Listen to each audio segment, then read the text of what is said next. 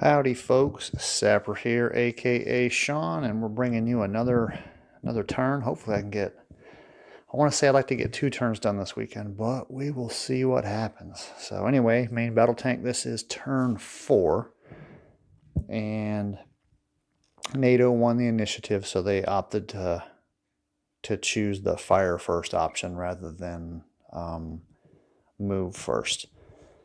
And as you can see all the blue lines on the map. So they had plenty of targets. And man, I rolled so awful. And we had some really, it's like, how can you miss this shot? So we got Gary's guys up here. Darkwing Duck platoon. Is it the Darkwing Duck platoon? I don't know if I have a name for his platoon, but this is Gary's platoon right here of Bradley's infantry fighting vehicles. So there's a stack of BMPs as well as some T-72s, so we opted to shoot at the one T-72. They did get a hit, but the explosive reactive armor was able to defeat the warheads, so nothing happened there. Then we have, let me see, who shot that? That was Louis. And then we've got Darkwing. Gary himself decided to fire at the remaining, I don't know, is that the remaining tank? I don't remember. But he decided to shoot at that tank there. Got a side hit, but there was no damage. So, that was terrible. And then this is the headquarters platoon here. And we're shooting at Rob's guys. We're shooting at Hunter platoon. And we had, I think, 56% chance on each shot. And then I rolled 3 misses in a row. So that was pretty terrible. Let me go around to the other side of the map because it's a little bit easier. I don't have to reach all the way across.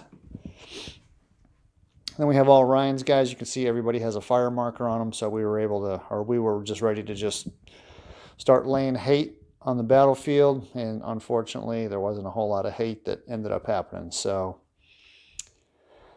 63% chance to hit. We were aiming, I think, at that the top BMP. That's the headquarters platoon for, I want to say it's for the Motor Rifle Company. So missed, 63% chance and a miss. Then we had a little bit of I wouldn't say close combat, but we had some close shots. I believe this is Ryan right here. 72% chance to hit. There's a stack of 3 BMPs. We actually did hit one, blew it up, and blew up the not the crew, but the troops that were on board. So of this whole turn, that was the only success. And this tank had a 72% chance to hit also one of these BMPs and missed. Then we have this tow vehicle here, or this Fister. He was firing at one of those BMPs there, 63% chance missed. And then last but not least, this tank here was firing across, trying to hit one of Rob's guys again, and we scored a miss, or rolled a miss. So yeah, you can see that there was a lot of, again, this is the western view of the map. You can definitely see that there was a lot of fire and not much going on. So I'm going to go ahead and erase all those lines, and then we'll go ahead and conduct the Soviet return fire for those guys that are actually marked with fire markers or short halt markers. So looks like we got 1, we got 2. Those guys here, they're all move markers. Oh, it looks like Rob is going to shoot at some stuff. He's got a short halt. We've got a short halt there. And then I think way over there, there's a short halt on some of that stuff too. So, all right, we'll see what happens. All right, folks. I've just wrapped up the Russian fire phase, direct fire phase. And the Russians were a little more successful than the Americans. Not by much, but they were still pretty successful. So let's go ahead, and you can see some lines here on the map. So we had the chopper here fired at, let me see, who did he shoot at? I want to say he shooted. I want to say he shot. So much for grammar. He shot at this guy because he was going to get a side shot. Trying to kill an M1 with anything short of a missile is almost impossible. So if you look here, so the front armor on an M1 is 110. And the armor piercing value, and that's with a kinetic energy. So we're talking KE. So we're in the KE band, so that's 110. The penetration value for the T-72 with a kinetic energy is only 108. So it's pretty much, it's going to be impossible to hit an M1 or kill one head on. You do have the missile, which has 180, but that is chemical energy. So if you look, turret front is 110, and then you have CE times 2. So then what we would do is we would go to this table here, and if we look at 110, and then you look at chemical energy times 2, which is that row right there, you're looking at an armor value of 220. So even the missile can't kill an M1 head on a turret shot. Let's see, hull armor. You might get lucky with a hull shot. So if you hit the hull front, it's 100 armor. And again, the penetration value is a 108. So you'd have to get a hull shot to kill an M1 head on. So that's why I was looking at the chopper here. We had a side shot rolled on the table. It was a side hit. And of course,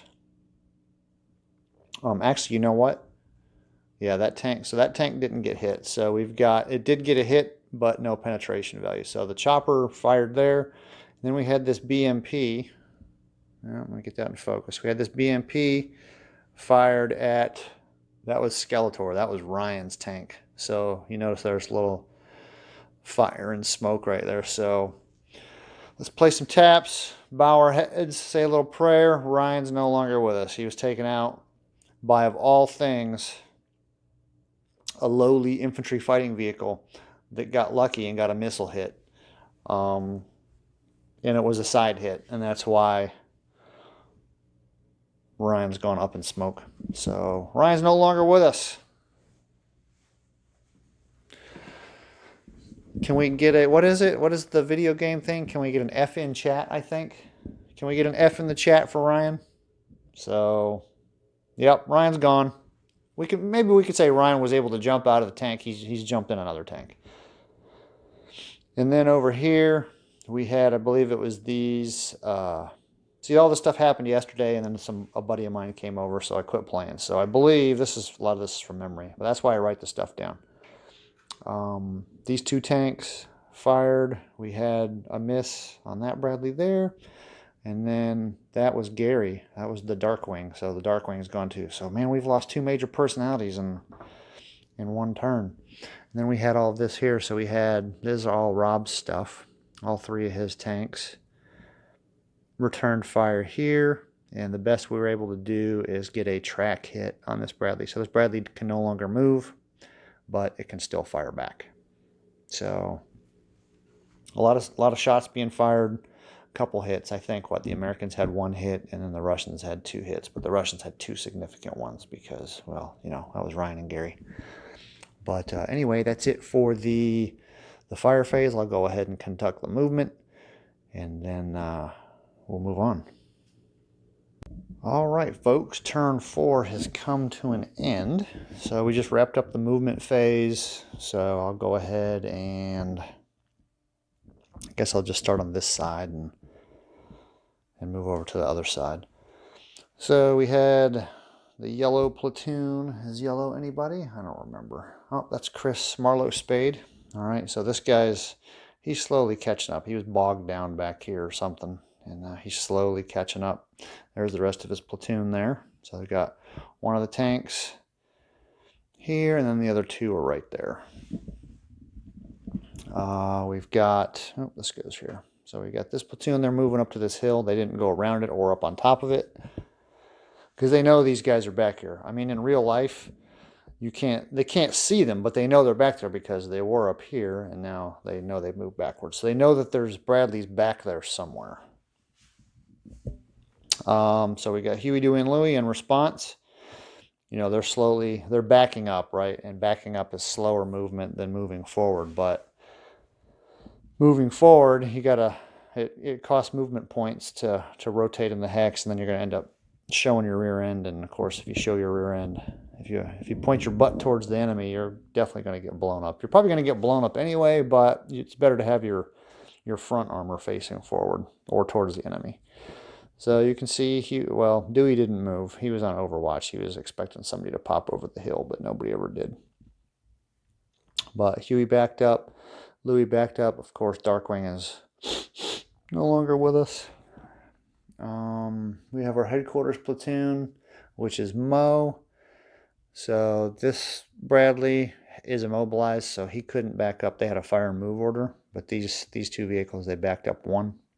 All right, just because of the woods are hard to maneuver in, so they just were able to only go one space. They're kind of anticipating probably coming out around here, facing that direction, and hopefully stopping these guys. These are hedgerows, can't see. They are a height of 1, so you can't see past or through them. So basically, if these guys position themselves over here, it would kind of be that line right there. Of course, the Darkwing platoon is probably going to be gone by that point in time. Maybe, you never know. But these two will maybe be able to do something. I'm probably going to have to get the reserve going here within the next turn or so, because they're just kind of sitting there doing nothing. But with the way the Soviets are pushing, it's going to force these guys probably to do something. All right, who's red? Red isn't assigned to anybody, but these guys moved. I think this one was bogged. I don't remember. I think I erased it, but I think one was bogged down and he joined the other tank. The other tank didn't move. This is our headquarters platoon with the green cube, or the translucent green cube.